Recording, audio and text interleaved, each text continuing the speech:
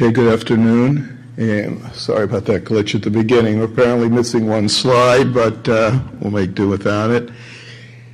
Okay, thank you, Mr. Chairman. Thank you for the invitation to address this forum. My name is Reuven Levinson. I'm with GE Healthcare, and I work at a facility in Haifa, Israel, and we've been working the last number of years on the use of photon-counting detectors for CT imaging. You would have gotten to see a nice view of the Mediterranean with my hometown of Haifa, but you'll give up on that and we'll start right in with the second slide. Unfortunately, Israel map appears in a number of news programs on not so nice things, but it turns out we're a little bit of a powerhouse with medical photon counting. Okay, the facility I'm at, General Electric in Haifa, we're doing work on CT scanning. Across the street from us is a nuclear medicine facility, and you see listed there 3 devices which have FDA clearance being used today in medical imaging with photon counting. Down the road, a startup, folks who were at GE thought they could find a better future outside of General Electric, so they set up Spectrum Dynamics, and this company also FDA clearance on a nuclear medicine cardiology device using photon counting. And finally, Orbotech is a module manufacturer also located in Israel. So these are companies doing work in Israel on our subject today, medical photon counting. For computed tomography, probably the main motivating factor to get involved in photon counting is dual energy. And this technology and clinical use has been promoted by Siemens. They appear on top, and their technology they call dual source. This is another way to implement dual energy imaging. As you see graphically illustrated, 2 X-ray tubes, 2 detector systems acquiring the data in this fashion.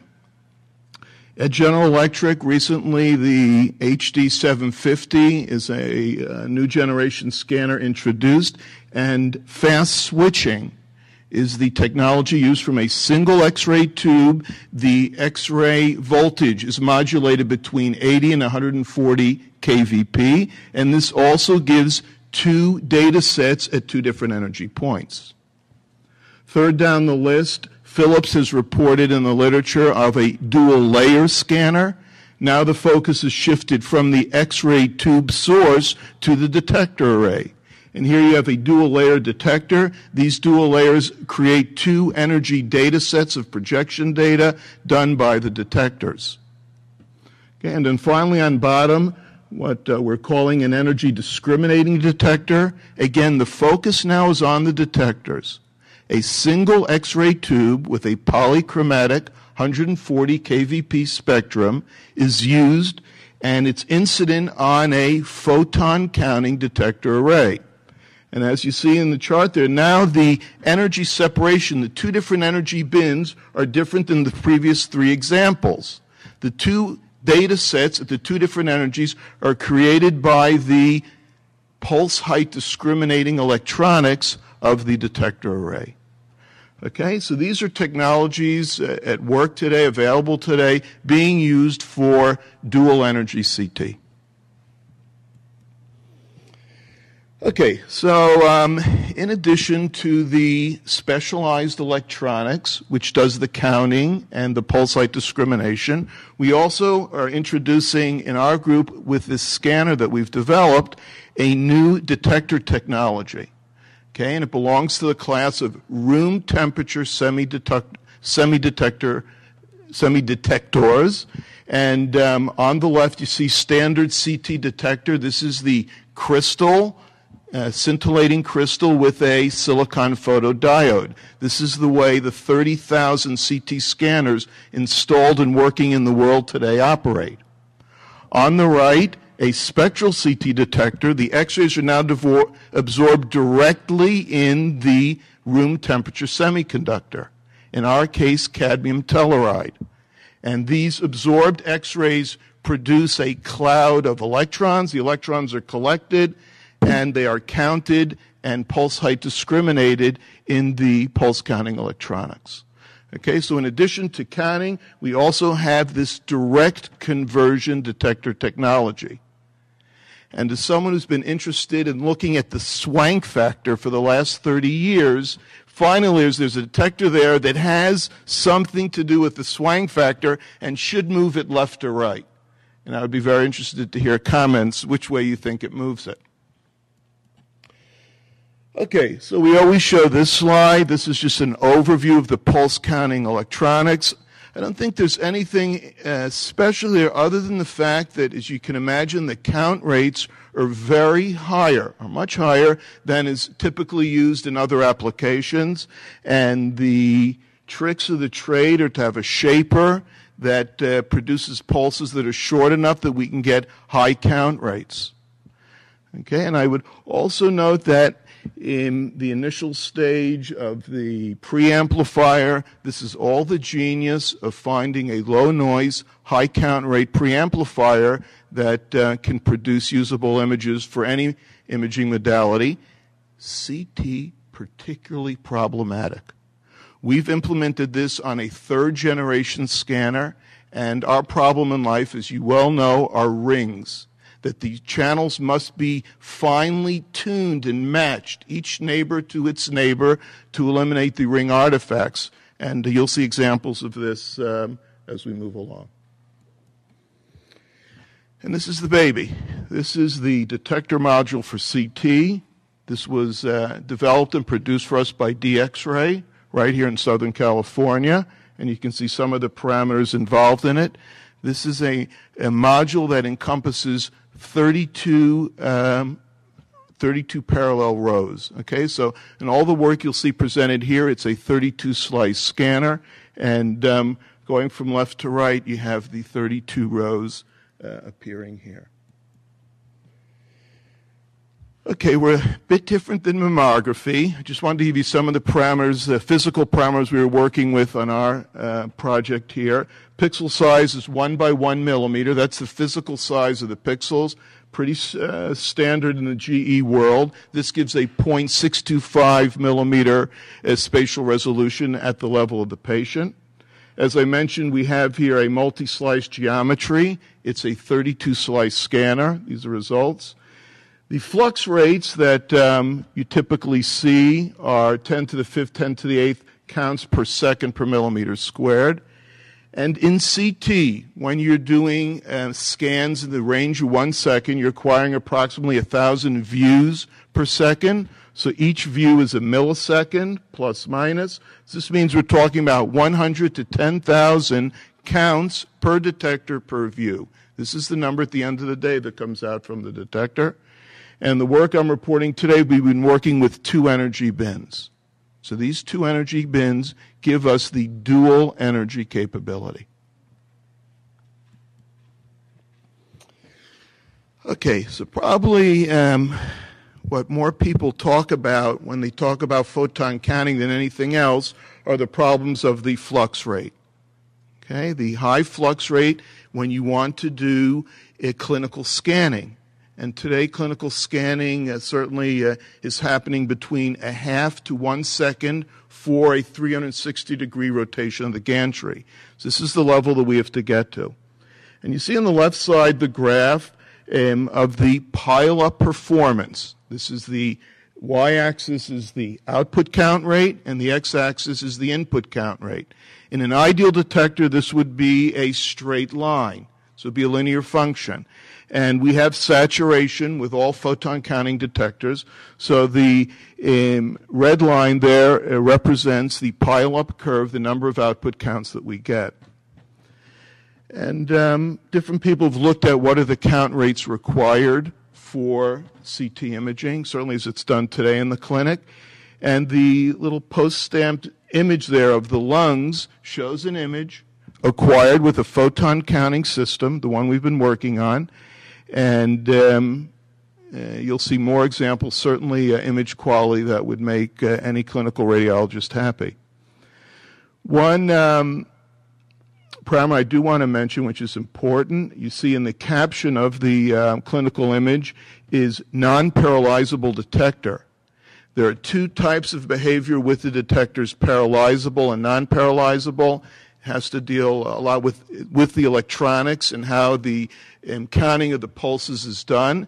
And it's very important to have a non-paralyzable behavior, which gives you albeit not a perfect behavior, there is pile-up, but there's no ambiguity of the count signal itself. And that's resulting from the non-paralyzable behavior. And on the right-hand side of the slide are different strategies used always to improve the count rates, smaller pixels, faster counting rates. These are obvious, these improve it. And I would just like to note that in the literature, the N0 value is the value where the output count rate equals 1/2 of the input count rate. And the detectors that we use are supplied by DX-ray, 5 million counts per second. Okay, and we have 1 millimeter square pixels, so we're talking about 5 million counts per second per millimeter squared. All the clinical images, this image you see here, and what you will see during this talk are all done with this specification detector.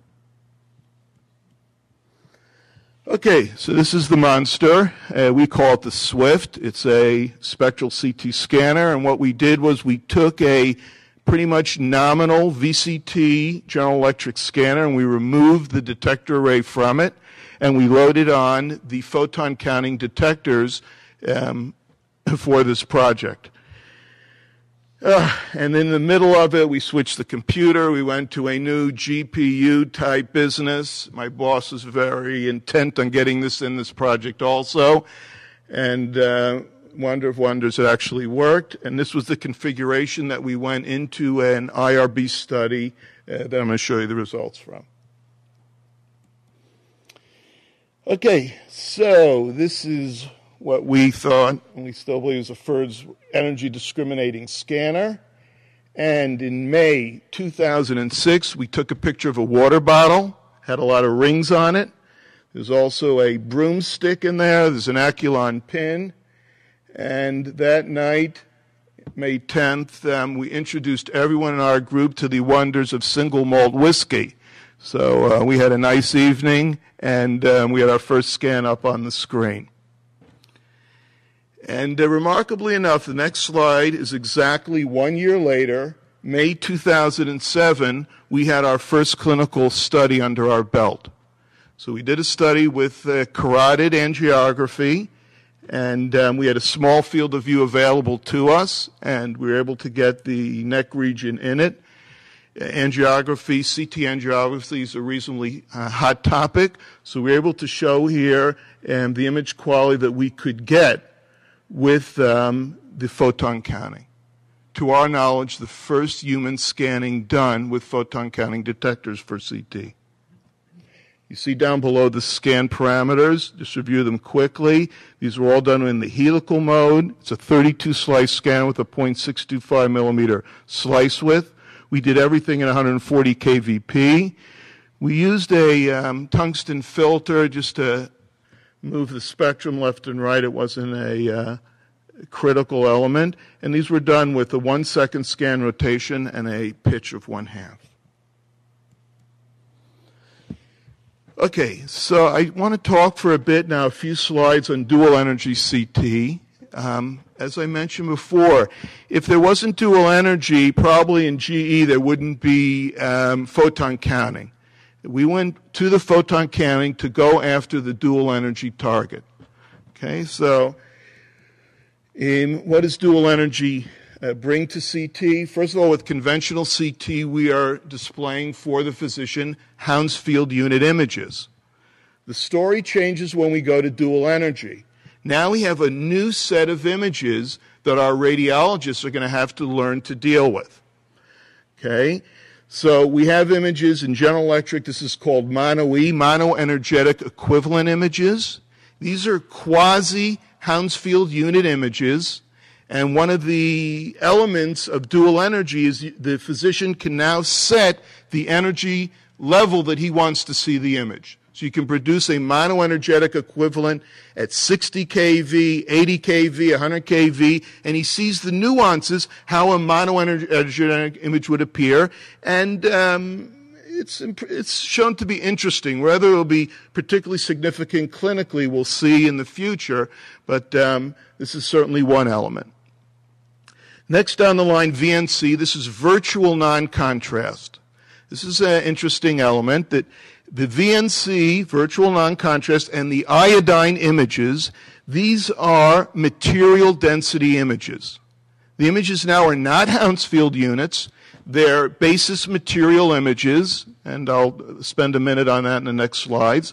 And their units is in milligram per cc.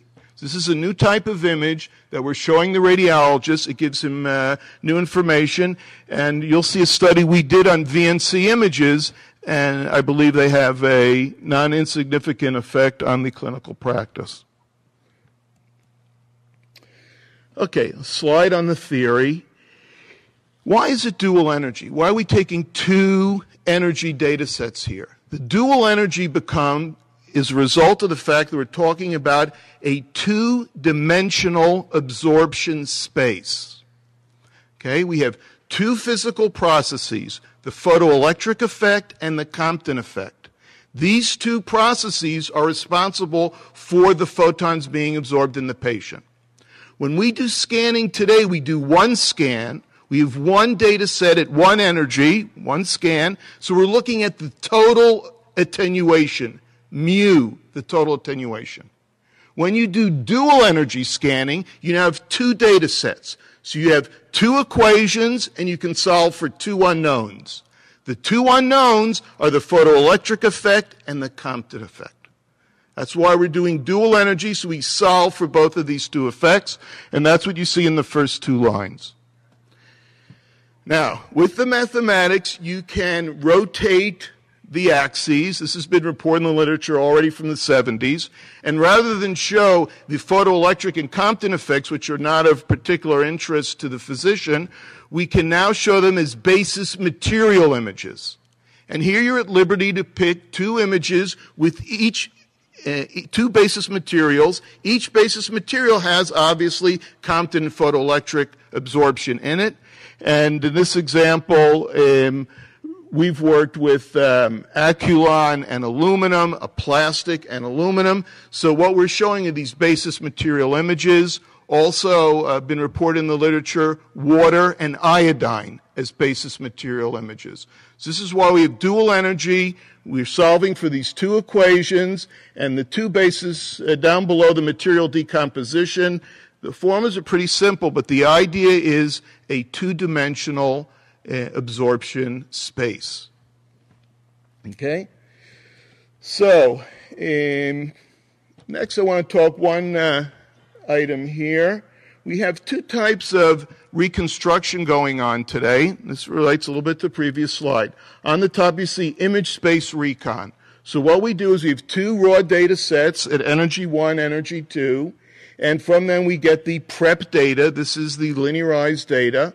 From that, filtered back projection, and we get two CT images at two datas. So Siemens would do it at 80 kVp, they do it at 140 kVp, and at the end of this process, they get two CT images at 80 kVp and 140 kVp. Now you can make linear combinations of these two CT images at the two energies, and then get your whole set of basis material images. This is the way this application sets up, and this is what we're showing to the doctor. Down below in projection space recon, again we start with the same raw data sets at two different energies, but now we create a prep data set from these two E1 and E2, and now we can eliminate the nonlinear processing, which is part of this all this pre-processed data, the linearizing, the natural logarithmic function. And the advantage of doing that is the elimination of the beam hardening artifact. And this is certainly one of the goals of dual energy, is to eliminate beam hardening, and this is possible with the projection space recon. This is something we do at GE, and following that we have the filtered back projection. We get the two basis material images as above, and we can combine them together and get different mono-E images. Okay, so this is out there in the literature. There are two approaches to doing this, and we hope that we can show all the advantages of the projection space recon and the elimination of the beam hardening artifact. Okay, so when we do tests in our lab, we look at different phantoms. Here we have a phantom, and we've done our 2 MPPU calibration procedure, and we created the aluminum prep. This is a material basis material prep, and the Aculon, AC's Aculon. Then we can create those images, and you see in the upper left and the upper right, those are images that show milligram per cc of aluminum on the left, and those little pins there are actually aluminum pins, and on the right is the plastic phantom. So you see the specificity that you can get with these basis material images, that they show only that material. Okay, so this is a limited specificity you get from these images. And in the lower right-hand corner, the monoenergetic image is a linear combination of the images up on top, and this produces a quasi-Hounsfield unit type image. Okay, at the end of the day, when the different vendors compete, and each vendor wants to show you that they've got the best piece of equipment, what we want to talk about is the image quality. That's what I get paid to do, is to produce the best image quality. And it's always the best image quality per radiation dose. And certainly, you know, today in CT is a big issue, radiation dose to the patient. And in conventional CT, we have a nice formula, sigma squared, that's the noise, is 1 over n, the number of photons, 1 over n, times the DQE, the detective quantum efficiency of the imaging system. Okay? And in the DQE, the DQE factor, you should be familiar with this from regular analysis of CT or any medical imaging system, the efficiency of the detectors, the quantum efficiency, the dead space, their polychromatic effects, etc. Now, when we go to dual energy imaging, now we have a respectable formula.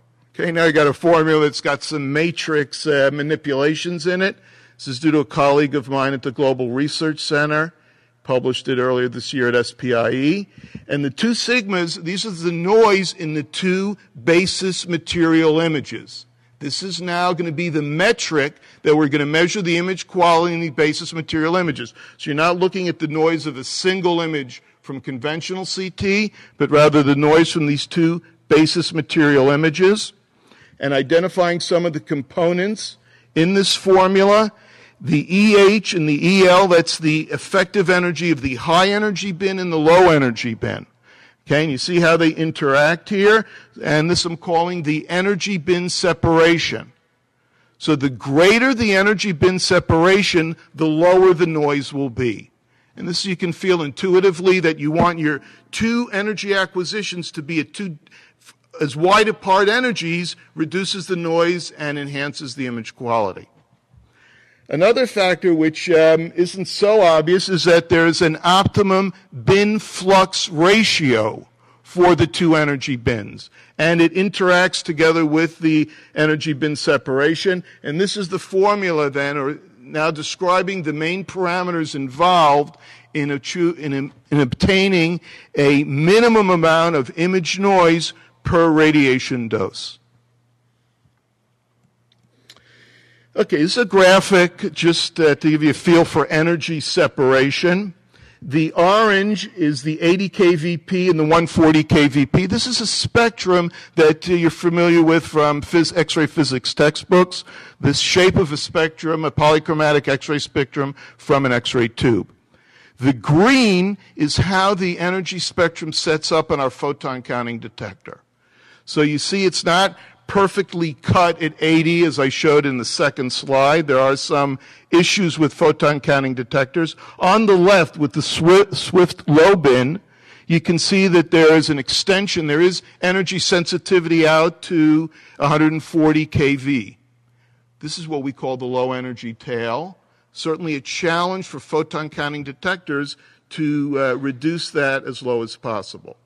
On the Swift high energy bin, we seem to have a very nice cutoff, a vertical line going down on the left-hand side. This gives us a very nice energy definition to this bin. Okay, this is just one last slide on the detectors. Very interesting. What you see plotted on both plots are 32,000 detectors. And we see the variance of detectors in a scan. The x-axis is the input count rate. And I've shown around 1,000 counts per millisecond per millimeter squared. That's a normal scanning. The two detectors are very similar in the variances that are plotted on the y-axis.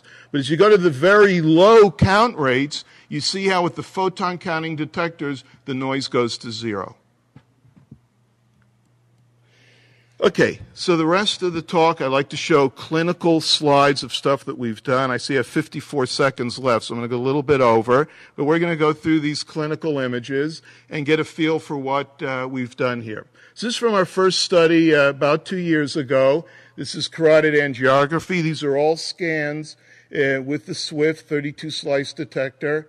Here you see examples of the monoenergetic images, 60, 75, and 100. And you see, as you would expect, the bone contrast is reduced at the higher KEV values.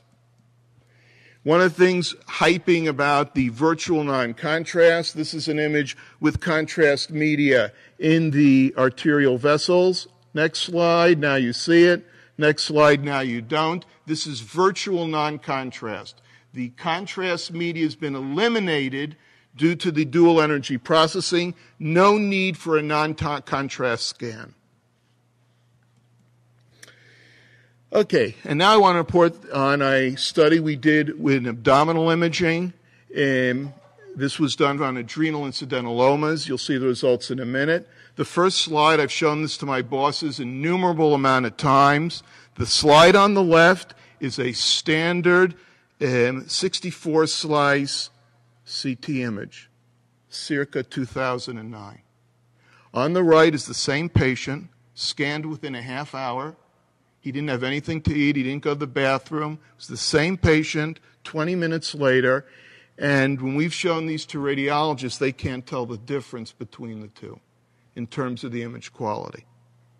Okay, and they were done at equivalent radiation dose to the patient. Okay, so with the issues of the flux rate, et cetera, you see that many clinical tasks, certainly this clinical task, can be handled nicely with photon counting detectors with an N0 5 million counts per second. Okay, this is a poster that everyone would, all companies show about VNC, virtual non-contrast. And the bottom two images, you see there's excreted contrast media and there's a kidney stone. And with dual energy, on the right, you can do a virtual non-contrast image. The excreted contrast media is eliminated from the image, and you're left with a calcified stone. So this is positive identification of a kidney stone without the need for a separate non-contrast scan. We showed this first at the RSNA last year. Okay, this we also showed at RSNA, showing the multi-scan capability, just a pretty picture. On the left, these are Z-maps. You can also, with dual energy processing, produce maps of the effective Z of the body. We've yet really to find any particular clinical use for that, but as they say, it makes a pretty picture. Okay, so these are now images from our adrenal incidentaloma study. I hope everybody knows where the adrenal, that's that upside down Y just to the right of the aorta. That's the adrenal gland. And in our study, we set out to prove that we can use dual energy imaging to evaluate the adrenal gland. Okay? So again, this is a pretty image, 2.5 millimeter slice width. This was an effective 150 MAS scan, pretty standard technique for CT. We're showing off here. We're showing off that we can work at high flux rates through the lung and produce clinical lung images. Okay, this is the way radiologists look at them, these multi-format displays. These are mono 82 KEV images, again, of the adrenal area, and in all of these slices, the adrenal gland is very nicely shown. Okay, now here we have the mono E image on the left. The middle column, VNC, this is the virtual non-contrast image. So what has been done? You take the image on the left, and with a magic eraser, you erase all the iodine. And then you get the column in the middle. Okay? Now, radiologists know that image. The column in the middle is simply a scan without contrast media. Here, it's achieved with contrast media, dual energy processing, we've eliminated the iodine. So what we've done for the patient is we've reduced the radiation dose to the patient by 50%. Only one scan is required to produce the left and the middle column. Now, our job is to prove that that middle column is equal to a true unenhanced image. That's the image on the right. In that case, we scanned the patient without contrast media. Okay, so I'll show you we've made some quantitative comparisons. This is the area of virtual non-contrast imaging. And finally here, the image now on the right is the iodine image. This is the material density images for the iodine. Okay, we're near the end now. What we did here is we looked at the virtual non-contrast without contrast on the left, with contrast on the right. These images, according to theory, should be equal. When you look in the chart down below, we have very close values with the CT numbers.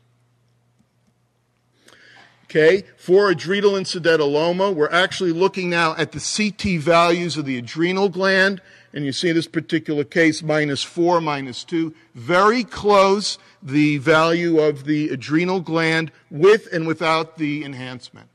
In short, we've successfully erased the iodine from the contrast image.